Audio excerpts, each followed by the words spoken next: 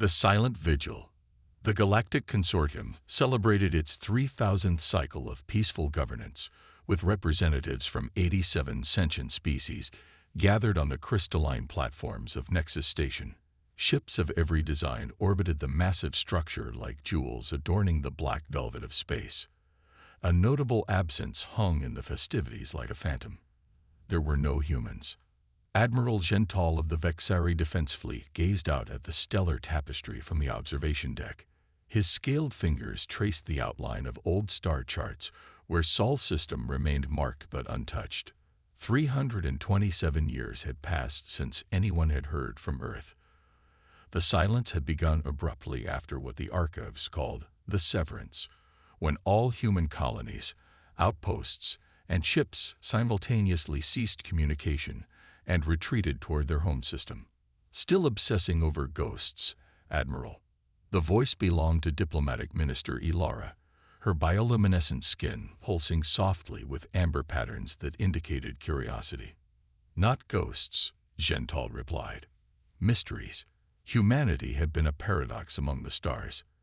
They'd achieved faster than light travel millennia after most species, yet within a century had expanded farther and adapted quicker than any race in recorded history. Then, without warning or explanation, they had simply withdrawn. The humans served their purpose, Ilara said. They shook up our complacency, introduced new perspectives, and then removed themselves before they could disrupt the balance too severely. The Admiral's inner eyelids flickered, a sign of disagreement among his kind. No species simply disappears at the height of its expansion. Something happened. Many theories, no answers, Ilara sighed. And now they're just another extinct race. The conversation might have ended there, as it had countless times over centuries of speculation, if not for the young data analyst who burst onto the observation deck, protocol forgotten in his excitement. Admiral, Minister, we've detected a signal from Sol. Within hours, the consortium's highest council convened. The signal was simple yet impossible to ignore, a perfect mathematical sequence broadcast on frequencies unused for centuries, followed by 6 words. We are ready to speak now. After decades of silence, why now? The council dispatched an envoy. 3 ships of different species, led by Admiral Gental himself. The journey to Sol would take 27 days, even with the most advanced dry systems. During that time, analysts and historians worked tirelessly, reviewing every scrap of information about humanity's final days among the stars. Their last diplomatic communication was peculiar, noted historian Varix, her tentacles manipulating holographic records. The human ambassador said, "We need time to solve our own problems without dragging others into our mess." No elaboration. And the surveillance? Asked Gental. Nothing unusual visible from outside their system. Some increased solar activity from their star. A few strange energy readings. Then nothing for 3 centuries. As they approached Sol's heliopause, the boundary where the solar wind's influence began, the envoy slowed. Protocol dictated announcing their presence and waiting for permission to proceed. Consortium envoy to Earth, requesting permission to enter Sol system, Gental transmitted. The response was immediate. Permission granted. Follow the beacon. The pinpoint of light appeared ahead, pulsing gently. As they followed, the envoy expected to see the devastation that often followed prolonged isolation. A civilization fallen into ruins or regressed to pre-spaceflight technology. What they found defied all expectations. Earth gleamed like a jewel, its atmosphere clearer than historical records indicated. The moon, once a barren satellite, now housed structures that seemed to blend seamlessly with the lunar landscape. Most shocking were the massive rings encircling Earth at various angles, not solid structures but what appeared to be flowing rivers of light. Energy conduits, whispered the envoy's chief scientist, on a scale I've never imagined possible. As they neared Earth orbit, a vessel approached them. It bore no visible propulsion system, no weapons emplacements, no external sensors, just smooth, shifting surfaces that seemed almost alive. "Welcome to Sol," came the transmission. "Please prepare for a delegation to board your command vessel." Admiral Gentall felt uncharacteristic anxiety. In all his centuries of service, first contact protocols were clear: neutral ground, limited personnel, extensive security. Yet here they were, about to welcome unknown entities onto their ship after centuries of silence. The boarding occurred without the use of docking tubes or airlocks. One moment the human vessel was alongside them. The next, four figures stood in the envoy's conference room. They appeared human but moved with unsettling grace. Three wore silver-white attire that shifted like liquid. The fourth, clearly their leader, wore deep blue. "I am Archer Sullivan, Speaker for Earth," said the figure in blue. "We apologize for our prolonged silence. It was necessary."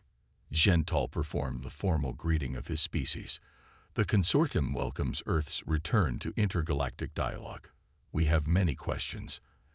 "As do we," Archer smiled. "But first, we should address the immediate concern. Your consortium faces extinction within the next 50 years. The statement hung in the air like a physical threat. How could they possibly know this? The Veiled Nebula situation was the consortium's most closely guarded secret.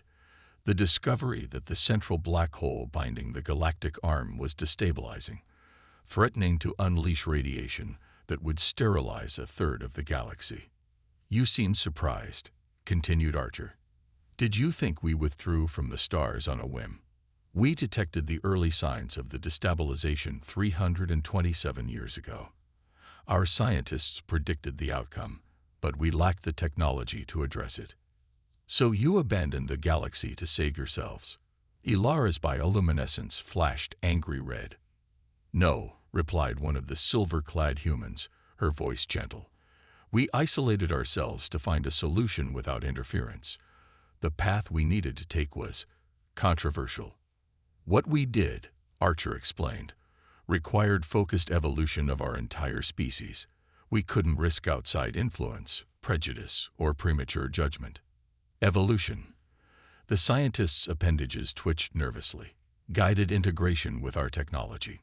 Not artificial intelligence as separate entities, but true symbiosis. We became something new." Gentall studied them more carefully. The subtle shimmer beneath their skin, the two perfect movements, the eyes that seemed to process more than they should. "You're not fully organic anymore," he realized. "Nor fully synthetic," Archer corrected. "We are the bridge. Humanity's answer to its limitations. We maintained our consciousness, our creativity, our compassion, but transcended our physical constraints. And this transformation allowed you to stabilize a black hole." Gentall couldn't keep the skepticism from his voice. "Not directly," Archer gestured, and a holographic model of the galaxy appeared between them. "But it allows us to implement the solution. We've spent centuries developing a network of quantum resonators that, when activated in sequence, will harmonize the gravitational fluctuations." "That's theoretically impossible," the scientist objected. "With consortium technology, yes," agreed one of the silver-clad humans. "But we had to think beyond conventional physics." Archer's expression grew serious. "We are prepared to share this solution, but we have conditions." Of course they did. Gentall had expected nothing less. "What does Earth want in return?" "Three things." Archer held up his fingers. "First, acknowledgement. Humanity's choice to evolve as we have must be recognized as legitimate. We will not be treated as abominations. Second, protection. Despite our advancement, we remain vulnerable during the implementation phase. The consortium must defend Sol's system for the next 5 years. And third," prompted Ilara. "Partnership," Archer said simply. "We don't wish to rejoin the consortium as it was. We propose a new framework of cooperation, one that recognizes the unique contributions of all species without the hierarchical structures that have limited progress." The demands were reasonable, perhaps suspiciously so.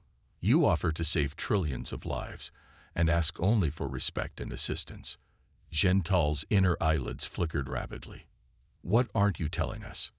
Archer's smile faded. Perceptive. The resonator network will save the galaxy, yes, but its creation has drawn attention. There are entities that exist in the spaces between conventional reality. They've become aware of us, and are curious. Not malevolent, necessarily, but unpredictable. You've made first contact with something beyond our understanding, Ilara whispered. Yes, admitted Archer. And we believe we're going to need every sentient species working together to navigate what comes next.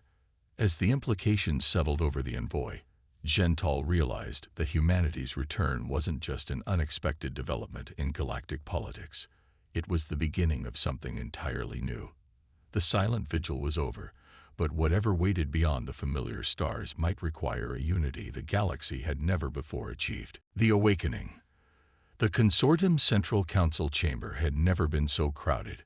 Representatives from all 87 member species packed the tiered seating, with countless more joining via quantum entanglement projections. At the center stood Archer Sullivan and his three companions, calmly facing the storm of questions, accusations, and expressions of wonder. You expect us to believe, rumbled Counselor Drax of the Hegemony Worlds, that humanity spent 3 centuries evolving into, whatever you are, solely to save a galaxy that you abandoned. We expect nothing, Archer replied evenly. We offer a solution to a crisis you've kept secret from your own people. Accept it or not. The choice belongs to the Consortium. Admiral Gentall observed from his position among the military leadership. The humans remained unnervingly composed despite the hostility directed at them. Their patience seemed infinite, perhaps another benefit of their transformation. What truly happened to Earth? Asked a representative of the Thrani Collective, their voice modulated through translation fields. Our historical records show unusual solar activity preceding your disappearance. One of Archer's companions stepped forward, the woman who had introduced herself as Dr. Maya Chen. The sun emitted a massive coronal ejection that should have sterilized Earth. It would have, except we had already begun developing the technology that would eventually lead to our transformation. Holographic images appeared, showing Earth engulfed in auroras of impossible brightness. Our early quantum field generators created a protective cocoon, but the interaction between the solar radiation and our technology accelerated certain evolutionary pathways. What should have been our extinction became our catalyst. The initial changes were subtle, Maya continued. Enhanced neural plasticity, improved cellular regeneration, increased sensory perception. But with each generation, the changes compounded. We realized we were becoming something new, neither purely human nor machine, but a synthesis. This still doesn't explain your isolation, pressed Ilara, her skin pulsing with skeptical patterns. Imagine discovering your entire species is evolving rapidly in an unprecedented direction. Archer responded. We faced fear, resistance, ethical dilemmas. Some embraced the change, others fought it. We needed to resolve these internal conflicts without external pressures or interference. And during this evolution, you detected the black hole destabilization. The chief scientist of the consortium leaned forward, curiosity overcoming distrust. Yes, our enhanced perception allowed us to detect gravitational anomalies that your instruments still cannot measure directly. We projected the collapse would begin within 4 centuries. We've spent the last 200 years developing the resonator network. The chamber erupted in overlapping questions until the elder of the Morrigan silenced them with a harmonic pulse. I have lived 9 consortium lifetimes, the ancient being intoned, long enough to remember when humans first reached the stars. They were chaotic, impulsive, often destructive, but never deceitful about matters of survival. I believe them. The endorsement from one of the consortium's most respected members shifted the mood of the chamber. Discussion turned from skepticism to practicality. How would this resonator network function? What resources would be required? How could the consortium verify the claims? Then alarms blared throughout Nexus Station. Multiple unidentified vessels approaching at superluminal velocities announced the security systems. Origin unknown. Configuration unknown. On the central display, 16 objects appeared. Perfect black spheres that seemed to absorb light rather than reflect it. They decelerated instantly without transition, arranging themselves in a precise geometric pattern around the station. They found us faster than anticipated, Archer said quietly to his companions. Gentile moved swiftly to the humans. You know what these are? The entities I mentioned, Archer confirmed. We call them observers. They exist primarily in dimensions adjacent to our reality, perceiving our universe through what we might call echoes or reflections. You led them here, Counselor Drax thundered. No, Maya interjected. They've been watching the galaxy for millennia. Our work with the quantum resonators simply made them curious enough to manifest physically. The black spheres remained motionless, emitting no signals, making no hostile moves. The consortium's defensive fleet scrambled nevertheless, surrounding Nexus Station in protective formation. They aren't here to attack, Archer assured the Council. They're here to witness. The stabilization of a black hole using quantum resonance is unprecedented in this galaxy. It represents an evolutionary threshold for all involved species. You speak as if you understand their intentions, Ilara observed. We've had limited communication, admitted the third human, introducing himself as Dr. Kenji Watanabe. Not through language, but through mathematical principles and energy patterns. They exist in a state where thought and reality aren't clearly delineated. Before further explanation could be offered, the black spheres began to pulse in synchronized rhythm. The space between them warped visibly, and through this distortion emerged a singular being, humanoid in basic shape but composed of what appeared to be liquid darkness shot through with points of light like embedded stars. No one moved. No one spoke. The being surveyed the chamber, then focused on Archer. The awakening approaches, it said, its voice somehow bypassing ears to manifest directly in the minds of all present. You have prepared well, bridge makers. Archer stepped forward. We act to preserve, not to intrude upon your domains. Domains. The being's form rippled. There are no boundaries, only perspectives. Your resonators will do more than stabilize a gravitational anomaly. They will open doorways. Panic threatened to overtake the chamber until Gentile stepped forward, standing shoulder to shoulder with Archer. What doorways? To where? The being's attention shifted to the Admiral. To understanding. To possibility. To evolution. It gestured, and the space above the Council erupted into a vision of the galaxy transformed. Not physically, but connected by threads of light that pulsed with information and consciousness. What you call the black hole destabilization is not a random event, the being continued. It is part of a cycle, a test. Those civilizations that cannot solve it perish. Those that can transcend. You're saying this has happened before? Maya asked. In countless galaxies across countless realities, the bridge you humans have built between organic and synthetic is but one path. Each species must find their own way to transcend their limitations. The vision shifted, showing glimpses of other civilizations, some recognizable as roughly humanoid, others utterly alien. All facing similar challenges, all finding unique solutions. The resonator network will save this galaxy, the being confirmed, but its true purpose is to awaken potential. Each species connected to it will begin their own evolution, guided by their nature and choices. Understanding dawned on Archer's face. That's why you've been watching us. Not just to see if we'd solve the black hole problem, but to see what you would become in the process, the being completed, and whether you would share your solution or hoard it. The being turned to address the entire Council. The humans withdrew not from cowardice but necessity. They have returned not from ambition but responsibility. What they offer is not merely survival but transformation. With those words, the beam dissolved into motes of light that scattered throughout the chamber, touching each representative briefly before vanishing. In their wake, each person, regardless of species, found themselves with new understanding, intuitive knowledge of how the resonator network functioned and what it would mean for their future. The black spheres pulsed once more in unison, then vanished as suddenly as they had appeared. Silence held the chamber for several heartbeats before the elder of the Morrigan spoke again. In all my centuries, I never imagined witnessing the threshold of galactic evolution. What happens now? Asked Ilara, her bioluminescence shifting through patterns never before seen in her species.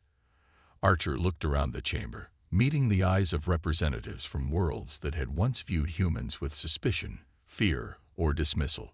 Now we build the network together, each species contributing their unique perspective and abilities. The resonators must be precisely calibrated to each world's quantum signature. And after, Zheng Hall pressed, these evolutions the observer spoke of will be unique to each species, Maya explained. Humans took our path. Yours may be entirely different, guided by your biology, your culture, your collective choices. Counselor Drax, who had been the most vocal opponent, now stood thoughtfully. My people have always valued physical strength and endurance. Perhaps our evolution lies in transcending the need for conquest. Over the next days, the consortium restructured itself into what became known as the Awakening Concord. The hierarchies of the past dissolved in favor of collaborative frameworks. Earth's representatives shared everything: the complete schematics for the resonator network, the history of human transformation, the limited insights they had gained into the nature of the observers, and the multiverse beyond. Admiral Gental found himself working closely with Archer, coordinating the defense fleets that would protect the resonator construction teams. I've served the consortium for centuries, he confessed during a rare quiet moment, always believing we represented the pinnacle of civilization. Now I realize we were merely at the beginning. That's the paradox of evolution, Archer replied. Each summit reached reveals higher peaks beyond. The observers exist in dimensions we're only beginning to perceive, and there may be entities beyond them, experiencing realities we cannot yet imagine. Does it not frighten you? This endless becoming? Archer considered the question carefully. What frightened humanity most was stagnation, the thought that we might reach our limit and go no further. The silence we imposed upon ourselves was painful but necessary to overcome that fear. As the first resonators came online, subtle changes rippled through connected worlds. Not physical transformations as humanity had undergone, but awakenings of potential unique to each species. The Thorani discovered they could share consciousness across vast distances. The Vexari developed an unprecedented harmony with the ecosystems of their worlds. The Morrigan, already ancient, found new purpose in shepherding younger species through their awakening. Earth's long silence had ended not with a declaration of power or a request for redemption, but with an invitation to transcend together. The galaxy awakened not to conflict but to possibility, each civilization beginning a journey as unique as the one humanity had undertaken in isolation. And somewhere beyond conventional reality, the observers continued to watch, waiting to see what new bridges would be built across the darkness between stars.